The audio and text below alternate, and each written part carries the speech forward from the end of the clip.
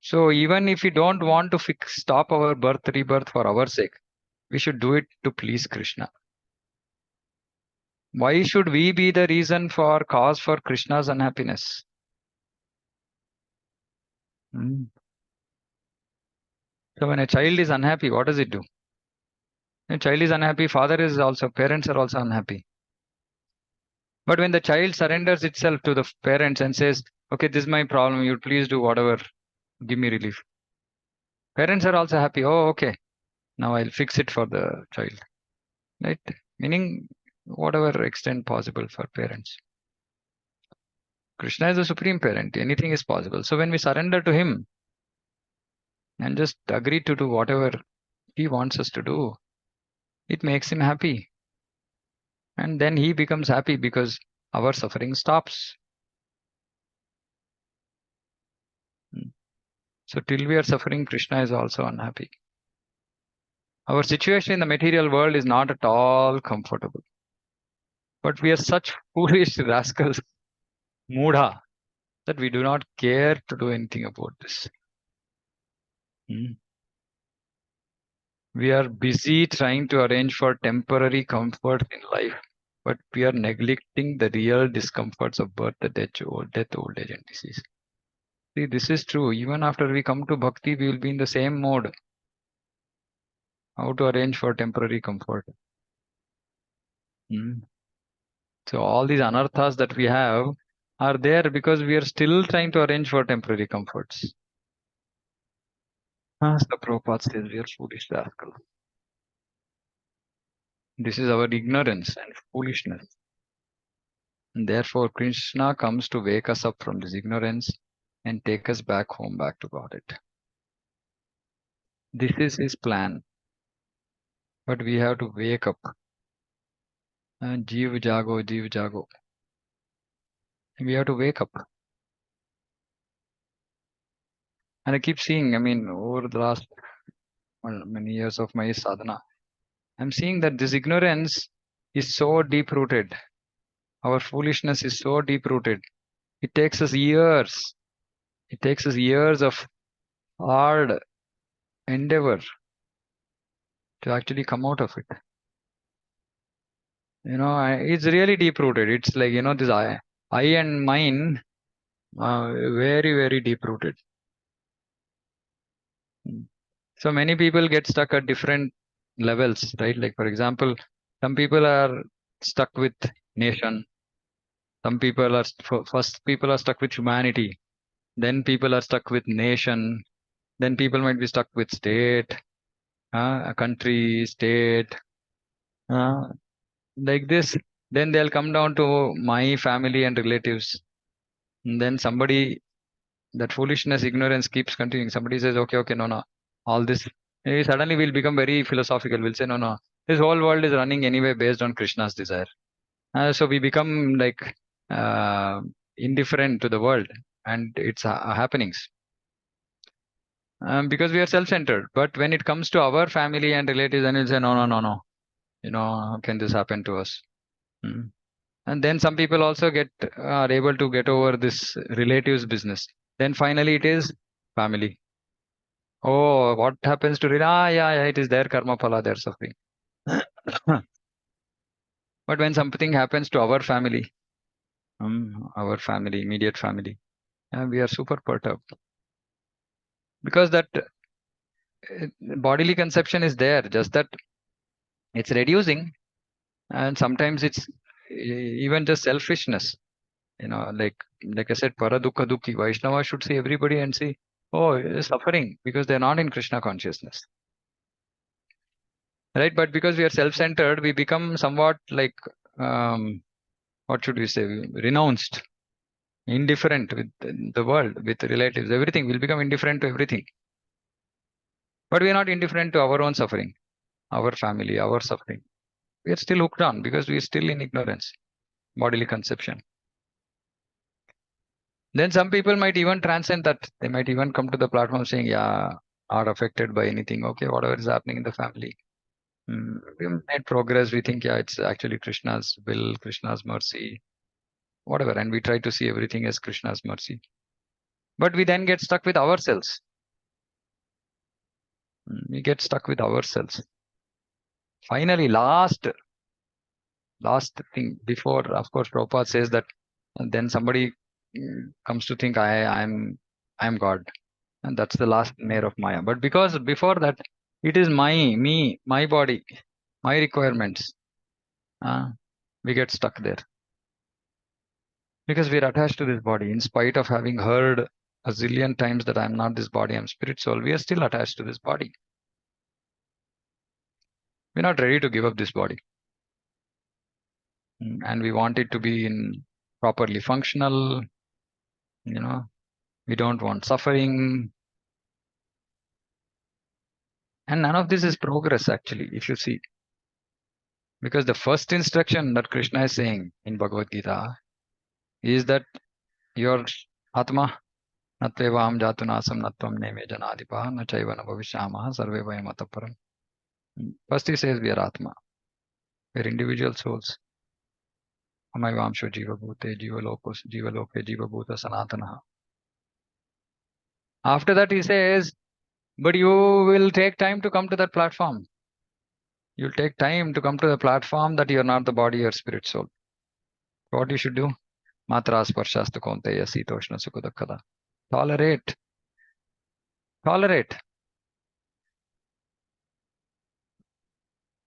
But it takes a lot of effort. Maybe many a times lot of suffering to learn to tolerate. Right? So finally we are stuck with me, my body, my mind. Some people have problems with body, some people have problems with mind. Whatever, if there's a financial problem, relationship problem, all this normally translates as problem of mind. And there's a gross body problem, right? Like literally somebody's unhealthy, unwell. So either way we get stuck with gross and subtle body. The extended selfishness, foolishness, we were able to overcome, but we get stuck with ourselves, meaning our gross body, our subtle body. We still don't think we are the soul. So this ignorance keeps going on and on and on and on and on. Prabhupada used to repeatedly say the same thing. Repeatedly, you're not the body, you're spirit soul. You're not the body, you're spirit soul. And devotees used to ask Prabhupada, you say the same thing again and again. Prabhupada said, because you don't understand. You don't understand that you're not the body, you're spirit soul. So all our dealings are still on the platform of I am this body. Only when we do devotional activities, some here and there, we might just think, oh, okay, I'm not the body, I'm spirit soul. That also we might not think. We might just do as mechanically, like just activity, karma. There also we might think, oh, I did this. Meaning, again, false ego. So we are so deep rooted in this ignorance and foolishness that really, I'm saying Krishna is coming to help us out, but we don't seem to be taking his shelter. And today I was this thought came to my mind saying, we're chanting Hare Krishna Maha Mantra. We say Maha Mantra. We say mantra means mantrayateti mantra. Mantra controls the mind. And we are chanting Maha Mantra. Still our mind is not controlled. Isn't it? Still our mind is not controlled. So I was thinking how deep our ignorance is, how deep our foolishness is, that we are chanting the most powerful mantra in whole of creation.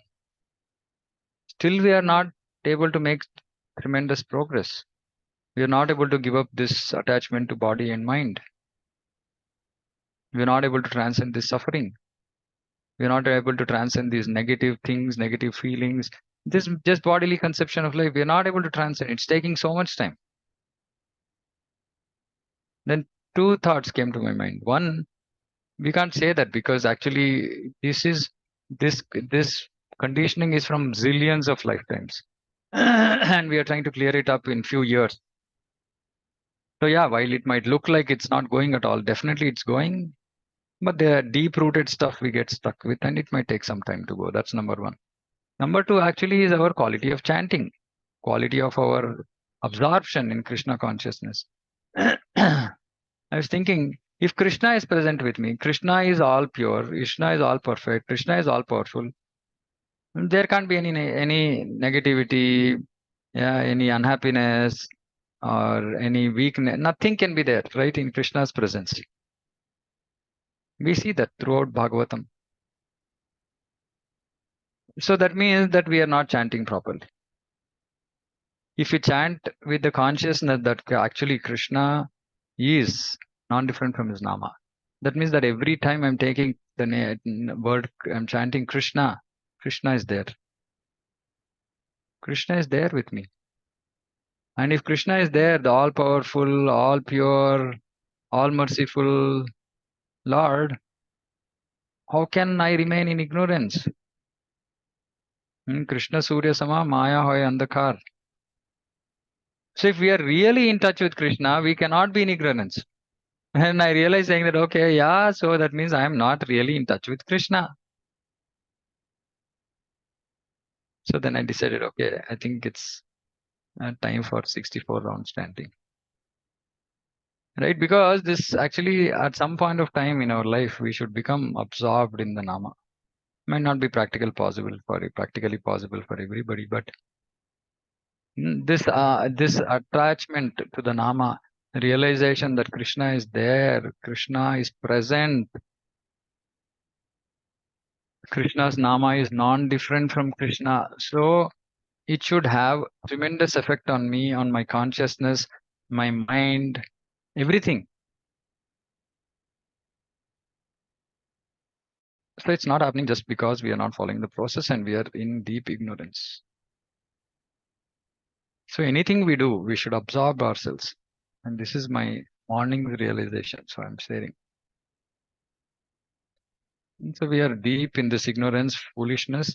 The easiest and most powerful way to pull us out is to just remember that all devotional activities are non-different from Krishna. Name is non-different from Krishna. Leela is non-different from Krishna. Seva is non-different from Krishna. Because everything is spiritual. If we do in that absorption, in that consciousness, then we get completely affected, positively affected, transformed.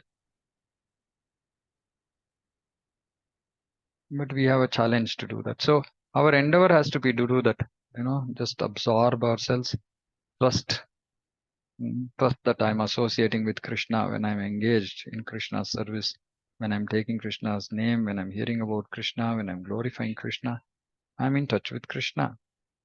If I'm in touch with Krishna, who is the most powerful, why should it take time for me to purify myself? No, it doesn't take time. It's just that my quality of how I'm doing bhakti today is weak, low quality, and hence I'm not experiencing it. So Krishna has come in the form of his Nama to help us constantly be with us, remove us from this ignorance. So always remember, when we are unhappy in this material world, Krishna is unhappy.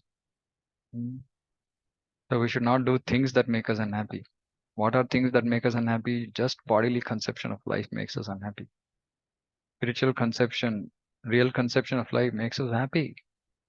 Knowing that we are servants of Krishna, Krishna is my master, Rakshishati Vishwas, so Krishna will take care. No anxiety, no fear, no unhappiness. And this is for my own practical application, I'm saying, not for anybody else. Okay, so any thoughts, any questions?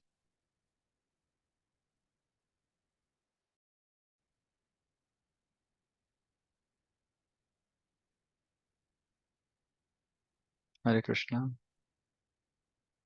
Are you all there?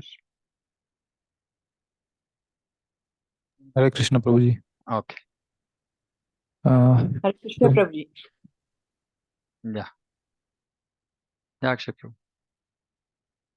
Yeah, Prabhuji. So after listening to all means all these that yes, we are in ignorance and it is very much deep rooted. So after this, actually keeping that encouragement meter on, like we need to be utsahit, right? That actually goes down somehow. That means how it seems like very much distant and somehow very difficult or very maybe impossible also to reach that goal. So how do we overcome that phase of nirutsahit, right? Discouragement. Yeah, I mean, discouragement. See, okay, there are two things here. One is